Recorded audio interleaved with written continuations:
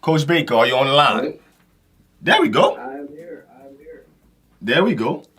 Coach Baker, man, I appreciate you, man, taking time out your busy schedule. If I'm not mistaken, y'all started spring drills just recently, man. So I know you got a lot going on. The dead period is over. I know you got a lot of recruiting things you're doing on the side and stuff like that. So I appreciate you taking the time to call in, man. Oh, no time. No problem, man. I'll be willing to call in anytime. How are y'all doing this evening? Doing pretty We're good. doing great. We're doing great, Coach. Doing pretty good. Coach, man, just talk about your first year at Miami, man. I know Coach Diaz took over last year, and y'all trying to change the dynamics of things over there in Miami. You played a big part in some of the success from last year, man, ranking 13 in total defense on that side of the ball. Just talk about your first year in Miami, man, and some of the things that y'all are doing to try to get Miami back to that prestigious level that it was years ago. I think obviously last year had its ups and downs, and there were some things that we set out to accomplish that we didn't necessarily do. But I do think we learned a lot about our kids and about this program, and with Coach Diaz being a first year head coach, and then myself kind of coming in and taking over the reins, it was I think it was a learning curve for everybody involved, and just moving forward into this season, I think it's been a lot of excitement going on. Even though, like I said, people outside of our building might not necessarily feel that way just because of the overall record. I do think we grew as a program, and the biggest thing that we're looking forward to getting the U back on track is finding out figuring out who loves football, who loves the University of Miami, and trying to recruit those kids. I think a lot of it starts with recruiting and blue-collar guys that are coming in with a chip on their shoulder. And we had a very strong recruiting class. Out of all of our commitments, they stuck with us through thick and thin. So we found out real quick, about those guys wanting to be Hurricanes, and we were fortunate enough to have 14 early enrollees, which I've never been a part of in my life. Wow, Yeah, that's a lot. It's a lot. Yeah, we got a lot of them on board, and so this spring we're 3 practices in. We had our 3rd practice today. We have our 4th tomorrow, and then we go on spring break. But I do think, like I said, we found out a lot about our program and a lot about the guys on our team, even though things necessarily didn't fall the way we wanted to every single week. Now, Coach, this is Fred. I got a question for you, man. Tell fans about your journey to becoming the defensive coordinator of the Miami Hurricanes. A lot of people don't know that you was the former defensive coordinator for Louisiana Tech for 4 seasons prior to, getting a job over at the Miami Hurricanes. A lot of people don't even know that, you played college football down here at Tulane. But so tell people, your story, your journey of how you, took on football and just now becoming a defensive coordinator for, to me, one of the most richest, prestigious programs in college football. I appreciate that. Yeah, I think it's been an interesting journey, and it's been pretty fast paced. Like you mentioned, I played my college ball at Tulane, and then after that, I actually got into coaching high school ball down in Houston. So my dad worked offshore, and I was really raised. I was born in Mississippi, and I was really raised in Houston, and actually grew up in a little bit of Thibodeau for a little bit. So I always tell people in between Mississippi, Louisiana, and Texas is where I was raised. So it was kind of a natural fit, even though I played my high school ball there in Houston, to go across the state lines and get there in the great state of Louisiana and play my college ball there. But I actually went back home to where my parents were living and got into coaching high school ball and did that for a year, and was really, really fortunate to meet Coach Muschamp, Will Muschamp, who was at Texas at the time, and got my first graduate assistant job there. He was recruiting one of the linebackers that I had there in high school. And, things just kind of fell into place, and that's what I tell people all the time about this profession. A lot of it's timing and a lot of it's luck, and then what you do with that luck, as far as your work ethic and And, I was blessed to be able to get to the University of Texas in 2010. And Coach Muschamp left after 1 year and went to Florida. And went to Florida. And then Coach Diaz came in to the University of Texas. So that's where Coach Diaz and I crossed paths for the first time, and had a tough decision to make, obviously going to the University of Florida or staying at Texas. And, just having a lot of family in the state of Texas, I just felt like it was a better fit for me at the time. And, Correct. 11 years later, it's ended up, working out pretty well for me. But graduate assistant there for 3 years, and Coach Brian Harsin, was our offensive coordinator. And he got his first head job in 2012 at Arkansas State. I went with him to be the safeties coach, and then he brought me to Boise and was up there for Boise State for 6 weeks. And that's when Coach Diaz got on at Louisiana Tech as the defensive coordinator. And right. Like I said, Coach Diaz and I worked hand in hand and had grew really close. And I jumped at the opportunity, obviously, to get back into the state of Louisiana as well. So my first year there, I was the safeties coach while Coach Diaz was running the defense, and then he left and went to Mississippi State, and Coach Holtz promoted me from within, and spent my last 4 years there at Louisiana Tech running the defense, and then obviously last year coming over here to the University of Miami. So it's been a fast and furious ride, but I wouldn't trade it for anything in the world. It's been a lot of fun. Coach, man, when a lot of people want to get into the coaching profession, and even people that's in the high school ranks, they always talking about, man, I want to get into coaching in the college. Who are some people that kind of mentored you along the way and kind of gave you your breaks along the way and kind of gave you some advice on how to matriculate yourself through this business to be able to get where you at today?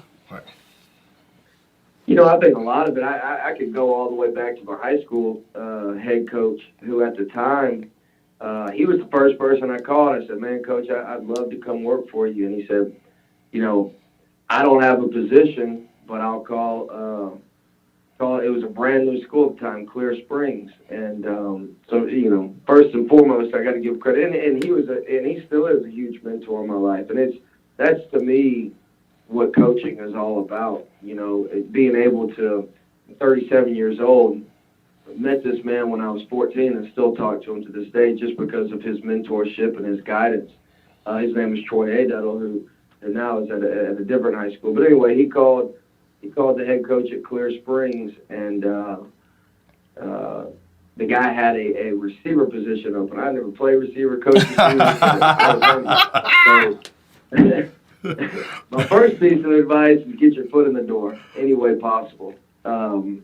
But Clint Hartman was the head coach at the time. He was actually a first-time head coach, and he's now the head coach at Midland Lee, where Cedric Pence went to high school, very, very prestigious high school in the state of Texas. And another guy I still talk to this day, but he taught me so much about being a coach. And I remember our first staff meeting, and he said, players do not care how much you know until they know how much you care. And that's something I carry with me to this day. You could be the smartest guy in the room, but if you don't have compassion, if you don't build a relationship with the player, then at the end of the day, they're not gonna play hard for you. So he's another guy I give a lot of credit to. And then really, like I said, just the opportunity to get into college kind of just, I honestly, it wasn't one of the things I was actively pursuing. It happened a lot quicker for me, just by chance of luck. And the next guy I mentioned is Major Applewhite, and this kind of is where the who obviously right, yeah, right. And that's a networking is obviously a huge part of it. I kind of lucked into it where my brother played at the University of Texas, and Major Applewhite and him are best friends to this day. And so Major had our recruiting area. Obviously, we had already had a relationship, and he introduced me to Will Muschamp. And, so obviously I have to give a ton of credit there to Major Applewhite and then Coach Muschamp for pulling the trigger and offering me the job. But, the the biggest advice I always tell high school coaches: one, let your intentions be known. There's a lot of really, really great high school coaches that, they don't ever tell me that they want to coach college ball. I just assume they don't want to. So Right. if it's something that they really want to pursue, I tell them all the time, man, just be. And sometimes it's tricky. I get that, especially if you're not the head coach. You don't want your head coach catch a win, but Correct. Right. That's I politics. know there's some. Yeah, it could be dodgy at times, but once you build a relationship with a college coach, I always say let your intentions, be known. And then from that point, the other part of it is networking. Right. It's interesting. I talked to a guy who in 2012 was a graduate assistant for me at Arkansas State, and now he just got hired as the defensive backs coach at the Miami Dolphins. In 8 years. Yeah. So I said, man, how did that happen for you? His name's Gerald Alexander. And he came down and visited us. He was the defensive backs coach at University of California. He came down and visited us at the University of Miami, and then also visited a buddy of his that was a scout for the Dolphins. Ended up, just shaking hands and meeting Coach Flores, and ended up getting the Bill Walsh Minority internship for fall camp. And then by the end of the season, he's the defensive back coach. So I think a lot of the things part of networking, So, Right. But everybody has a different story. I can go back to Coach Diaz, and and once again, and let me reiterate, it's all about getting your foot in the door. There's a lot of really, really good coaches that maybe don't want to be an analyst or They don't want to start from the bottom. Yeah, at the bottom. And at the end of the day, man, get your foot in the door. Now, once you get your foot in the door, go out there and prove that you can be a great coach. So, and it's interesting. There's more and more people, obviously, because the money is getting better and better. But I think when I started, in college 10 years ago, where all you had was 4 graduate assistants, there was no quality control, there was no analyst. And now with these positions obviously opening up and being created, I should say, there's more and more people wanting to get in the business because the money's a lot better, truth be told. I mean, it is what it is. It is what it is. But it's harder to move up. It is harder to move up probably now more so than ever because there's so many people in the building already. Mm-hmm. Yeah. There it is. Go ahead. Now, I got a question for you, Coach. You guys, for the Independence Bowl, took a loss to Louisiana Tech, which it got a lot of media press when you guys lost this year's Independence Bowl. Manny Diaz got a lot of press, for the loss in the Independence Bowl. Cause it was only game 1 team. I know you know a lot of guys on that coaching staff over Louisiana Tech. Skip Posey. We had Coach Joe Sloan on the show a couple of weeks ago. That's your guy. That's your guy. Now I ain't trying to put you two against each other. He still reminds me weekly. Trust me. He was rubbing it in. I ain't trying to put you guys against each other, Coach. But what I am saying, that's my guy. Yeah, I know that's your guy. I know you probably took it a little easy on him, let y'all get a little win, But here's what I'm saying. How do you guys now as a program, take a loss in the Independence Bowl now to focus on, what the Miami the Hurricanes is going to be about this season, as far as recruits, players inside the building.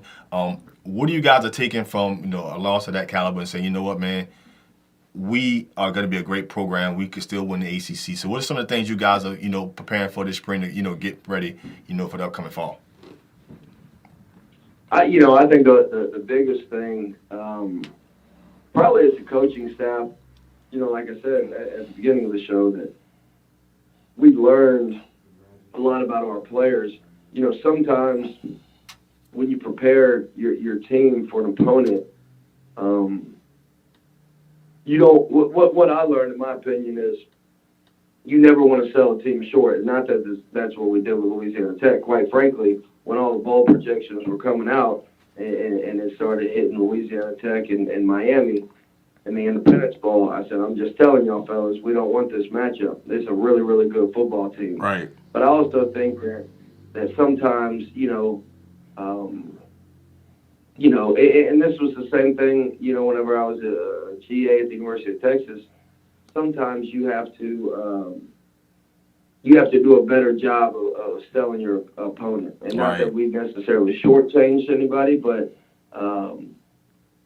kids are going to believe. The world's so much different now than even 10 years ago. You see all the social media, and I tell people this all the time. The product on the field between the Group of Five and the Power Five is probably closer than it's ever been. The money in the Power Five and the Group of Five is the furthest away it's ever been. Right. So it's the misconception, in my opinion, even in the media or the public's eye. And then the guys are reading all that and they start believing all that. So I think we got to do a better job of removing some of the clutter, removing some of the noise, but more importantly, I think, and this is college football, every year is a new year. It's not the NFL where majority of your team is back and you may be supplemented with 4 or 5 free agents. I mean, it is a brand new team every year. And quite frankly, last year, and this is what we're telling our guys, which I truly believe, last year has no residual effect on what happens this year. Just like week to week, it doesn't matter. It doesn't matter if you go out there and beat the number 1 team in the country. If you don't perform the next week, you're going to lose. And, don't be a victim of your past, I guess is what I'm trying to say. The past has no bearing on the future. Now, you need to learn from your past, but at the end of the day, us losing to Louisiana Tech has no impact on what we do in the Temple University. Yeah.